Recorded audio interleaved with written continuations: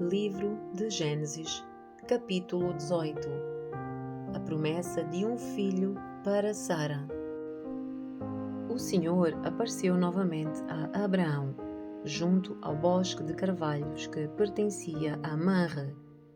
Abraão estava sentado à entrada da sua tenda, na hora mais quente do dia. Olhando para fora, viu 3 homens em pé, próximos à tenda. Quando os viu, correu até onde estavam e lhes deu as boas-vindas, curvando-se até o chão. Abraão disse: Meu senhor, se assim desejar, pare aqui um pouco. Descanse à sombra desta árvore, enquanto mando trazer água para lavarem os pés. E uma vez que honraram o seu servo com esta visita, prepararei uma refeição para restaurar as suas forças antes de seguirem viagem.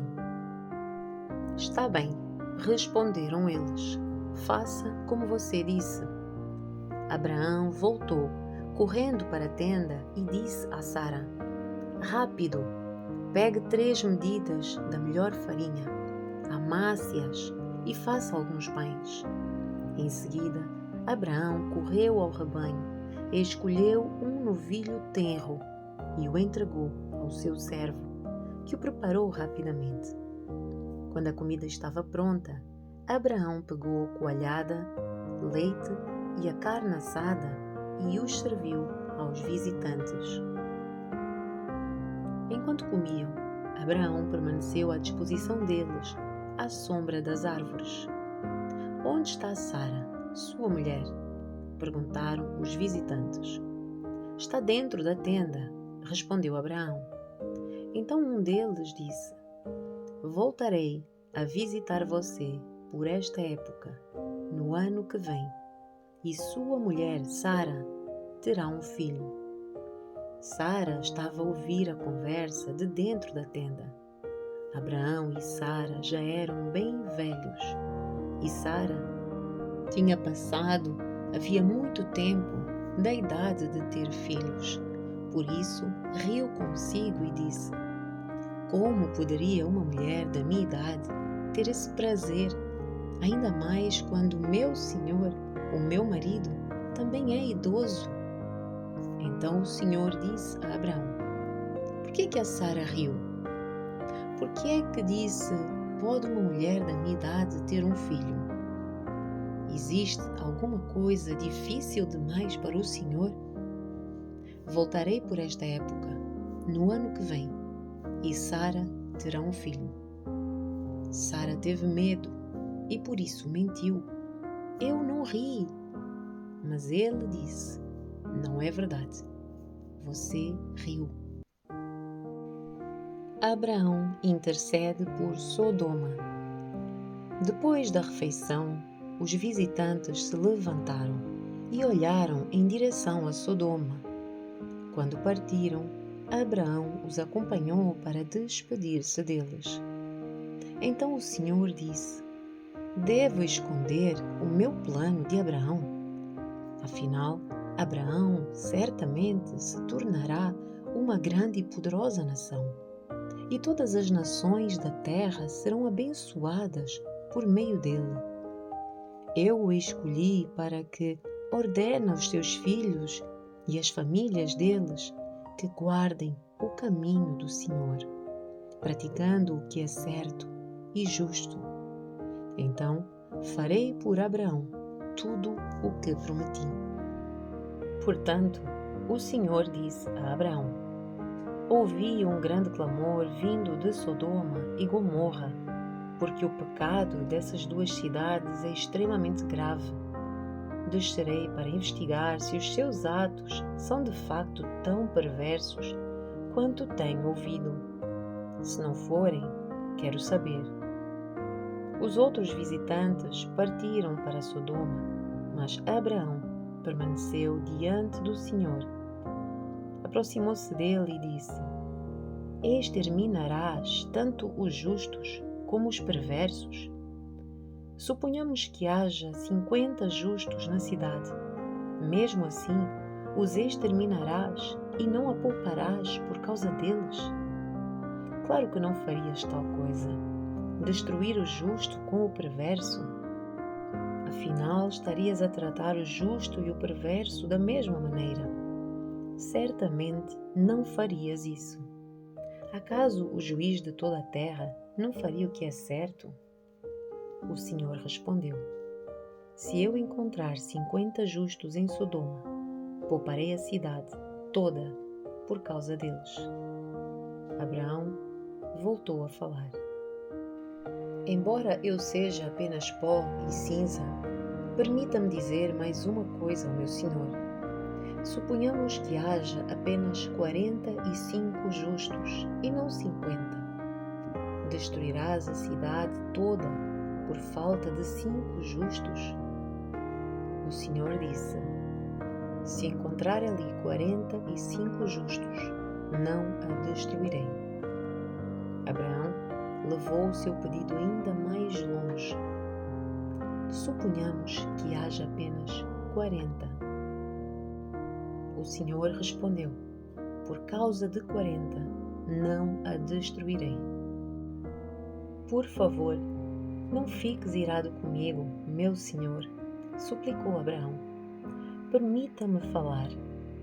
Suponhamos que haja apenas 30 justos. O Senhor disse: Se encontrar ali 30 justos, não a destruirei. Abraão prosseguiu: Uma vez que tive a ousadia de falar ao Senhor, permita-me continuar. Suponhamos que haja apenas 20.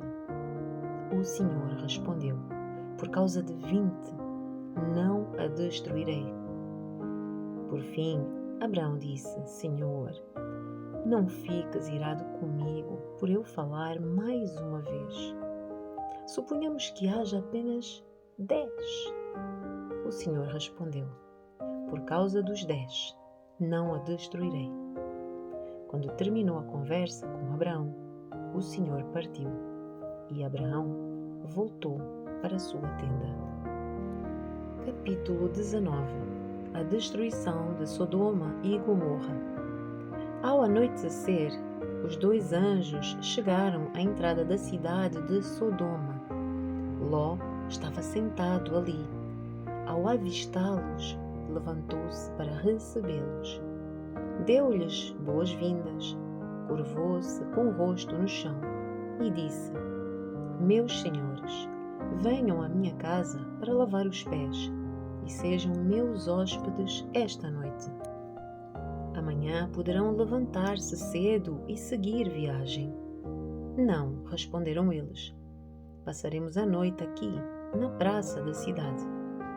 Mas Ló insistiu muito e, por fim, eles o acompanharam até a sua casa. Ló lhes preparou um banquete completo, com pão fresco sem fermento, e eles comeram. Ainda não tinham ido se deitar quando todos os homens de Sodoma, jovens e velhos, chegaram de toda a parte da cidade e cercaram a casa. Gritaram para Ló: Onde estão os homens que vieram passar a noite em sua casa? Traga-os aqui para fora para que nós tenhamos relações com eles. Ló saiu para conversar com os homens e fechou a porta atrás de si. Por favor, meus irmãos, não cometam tamanha atrocidade, suplicou. Escutem, tenho 2 filhas virgens. Deixem-me trazê-las para fora e vocês poderão fazer com elas o que desejarem. Mas, por favor, deixem os homens em paz, pois são meus hóspedes e estão sob a minha proteção. Saia da frente, gritaram eles. Esse sujeito é um estrangeiro que se mudou para a cidade e agora age como se fosse nosso juiz. Faremos a você coisas bem piores do que aos seus hóspedes. Então partiram para cima de Ló, tentando arrombar a porta. Os 2 anjos, porém, estenderam a mão, puxaram Ló para dentro da casa e trancaram a porta. Depois, cegaram todos os homens, jovens e velhos, que estavam à porta, de modo que eles se cansaram e desistiram de invadir a casa. Os anjos perguntaram a Ló: Você tem outros parentes na cidade? Tire-os todos daqui, genros, filhos, filhas ou qualquer outro parente, pois estamos prestes a destruir toda a cidade. O clamor contra ela é tão grande que chegou ao Senhor e Ele nos enviou para destruí-la. Então Ló correu para avisar os noivos das suas filhas: Saiam depressa da cidade, o Senhor está prestes a destruí-la. Os rapazes, porém, pensaram que ele estava a brincar. No dia seguinte, ao amanhecer, os anjos insistiram: Rápido! Toma sua mulher e suas 2 filhas que estão aqui. Saia agora mesmo, ou também morrerá quando a cidade for castigada. Visto que Ló ainda hesitava, os anjos o tomaram pela mão, e também a sua mulher e suas 2 filhas. E correram com eles para um lugar seguro, fora da cidade, pois o Senhor foi misericordioso. Quando estavam em segurança fora da cidade, um dos anjos ordenou: Corram e salvem-se. Não olhem para trás, nem parem no vale. Fujam para as montanhas, ou serão destruídos. Mas Ló suplicou: Não, meu senhor. Os senhores foram muito bondosos comigo, salvaram a minha vida e mostraram grande compaixão. Não posso, contudo, ir para as montanhas. A calamidade também me alcançaria ali, e bem depressa eu morreria.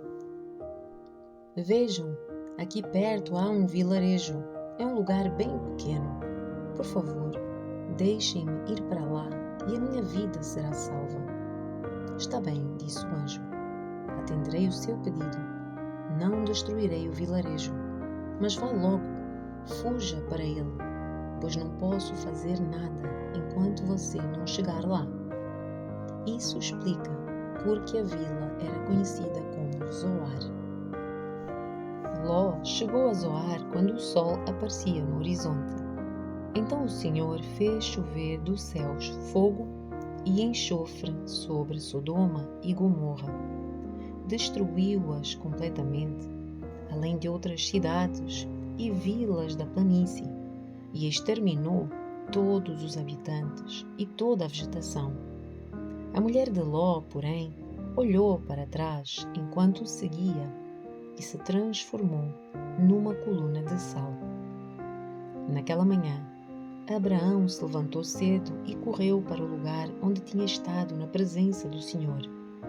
Olhou para a planície em direção a Sodoma e Gomorra e viu colunas de fumaça subindo do lugar onde antes ficavam as cidades, como fumaça de uma fornalha.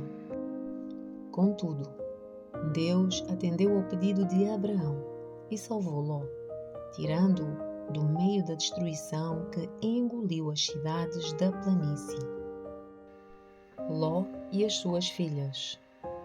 Algum tempo depois, Ló deixou Zoar, pois tinha medo do povo de lá, e foi morar numa caverna nas montanhas com as suas 2 filhas. Certo dia, a filha mais velha disse à irmã: Nesta região não resta homem algum com quem possamos ter relações, como fazem todas as pessoas. E logo o nosso pai será velho demais para ter filhos. Vamos embebedá-lo com vinho e então nos deitaremos com ele. Com isso, preservaremos a nossa descendência por meio do nosso pai. Naquela noite, portanto, embebedaram o pai com o vinho, e a filha mais velha teve relações com ele. E ele não percebeu quando ela se deitou, nem quando se levantou. Na manhã seguinte, a filha mais velha disse à irmã mais nova: Ontem à noite tive relações com o nosso pai. Vamos embebedá-lo com vinho outra vez hoje à noite, e você terá relações com ele. Com isso, preservaremos a nossa descendência por meio do nosso pai. Naquela noite, portanto, voltaram a embebedar o pai com vinho e a filha mais nova teve relações com ele. Mais uma vez, ele não percebeu quando ela se deitou, nem quando se levantou. Como resultado, as duas filhas de Ló engravidaram do próprio pai. Quando a filha mais velha deu à luz um menino, chamou-o de Moabe.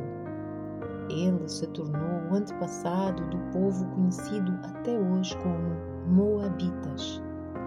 Quando a filha mais nova deu à luz a um menino, chamou-o de Ben-Amim. Ele se tornou o antepassado do povo conhecido até hoje como Amonitas. Capítulo 20. Abraão mente para Abimeleque. Abraão se mudou para Negueb, a sul.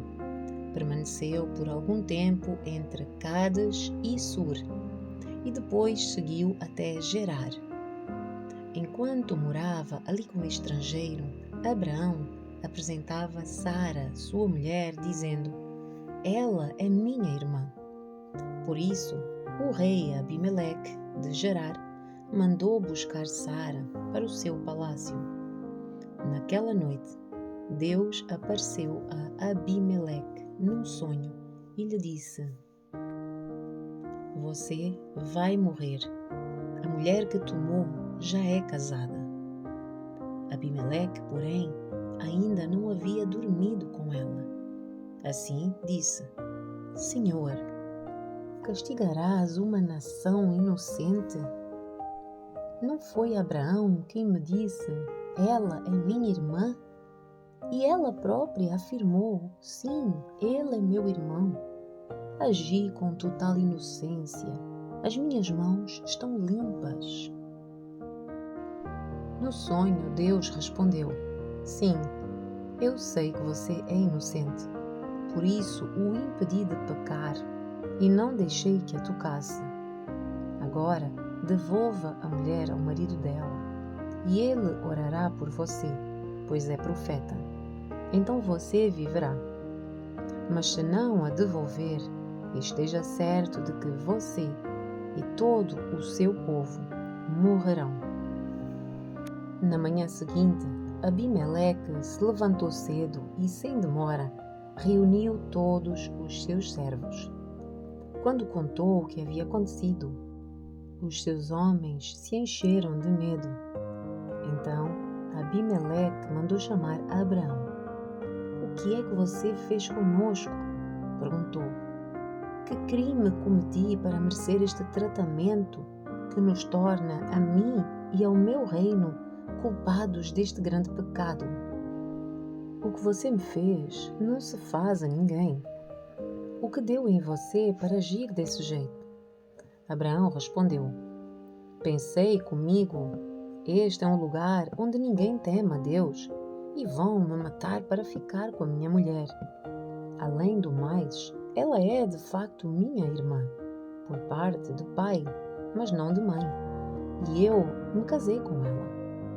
Quando Deus me chamou para deixar a casa do meu pai e viajar de um lugar para outro, eu disse a ela: 'Faça-me este favor. Por onde formos, diga que eu sou seu irmão.' Então Abimeleque pegou ovelhas e bois, servos e servas, e os deu de presente a Abraão. Também lhe devolveu Sara, sua mulher. Abimeleque disse: "Veja, a minha terra está à sua disposição. More onde lhe parecer melhor." E disse a Sara: "Estou dando a seu irmão 1000 peças de prata, diante de todas estas testemunhas, para reparar qualquer dano que eu tenha lhe causado. Assim, todos saberão que você é inocente." Então, Abraão orou a Deus, e Deus curou Abimeleque, sua mulher e suas servas, de modo que pudessem ter filhos, pois o Senhor havia tornado estéreis todas as mulheres do harém de Abimeleque, por causa do que tinha acontecido com Sara, mulher de Abraão.